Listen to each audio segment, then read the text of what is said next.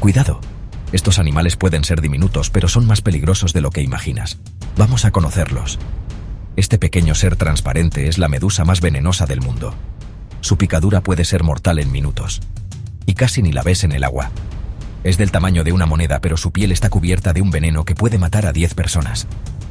Nunca la toques. Parece un insecto común, pero transmite la enfermedad del sueño, que puede ser letal para los humanos.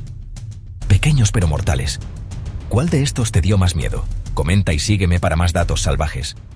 Mutasicia cienesi.